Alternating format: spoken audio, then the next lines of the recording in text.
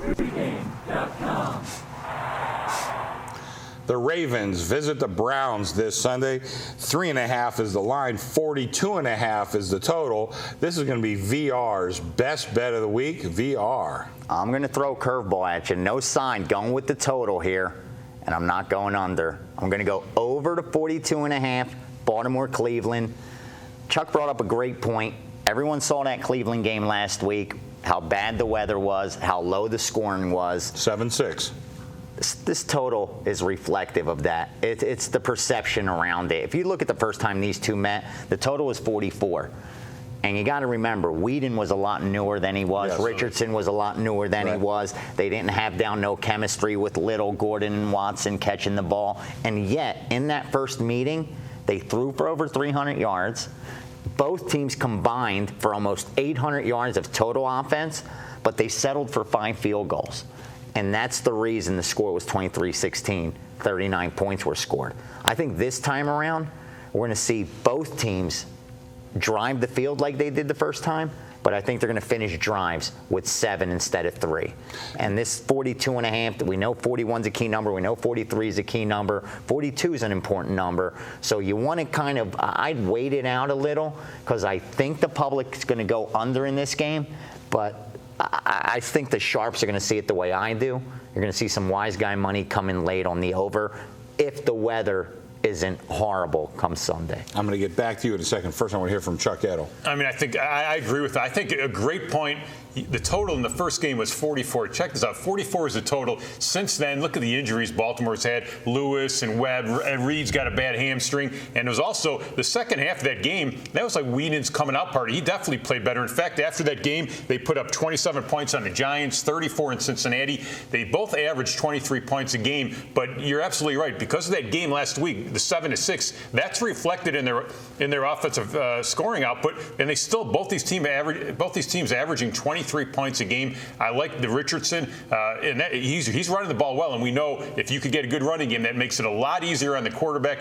Baltimore, there's still a little bit. I think it's catching up to them, but there's still a little perception of their defense. They're still that was the question I wanted to ask VR. Yes, is the public still? When you get so we've been looking when at you this get for 10 so years. used to a team lighting it up, you expect them to continue doing it. Just think of the St. Louis Rams. How long did it take before people stopped thinking they're going to be the greatest show on turf? I mean, you just got so used to this team lighting up the scoreboard. And it's like that with every sport. When you get so accustomed to a team being either good or bad for such a long time, it takes a very long time for the market to come around and change their opinion. Look at the Washington Nationals in baseball this year. They went half the season killing everybody, and no one made money on them because they were so used to this team being bad forever. Right. Same thing with the Baltimore Orioles. You get so used to them being bad, you're afraid to back them. And with Baltimore, sure, they're 30th against the rush in yardage allowed. They're 24th in passing yards allowed. So teams are going up and down the field on them, and yet the perception is they're still a good defensive team, and that's not the case, especially with this no-huddle offense. You need receivers that could create space to run a no-huddle. They don't have that. And because of that, this defense is on the field a lot longer than they're used to, and it's costing them a lot. Yeah, it is funny. I know for all my years as being a bookmaker, it's always that perception of value.